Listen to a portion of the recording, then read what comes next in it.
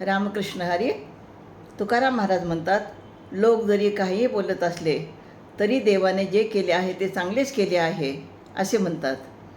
तर झाला हा डांगोरा, मुखी लहानही थोरा, नागविले जनाचारी, कोणी कैसे नेदीदारी, संचिताचा ठेवा, आता आला तैसा घ्यावा, तुका म्हणे देवे, केले आता हे बरवे.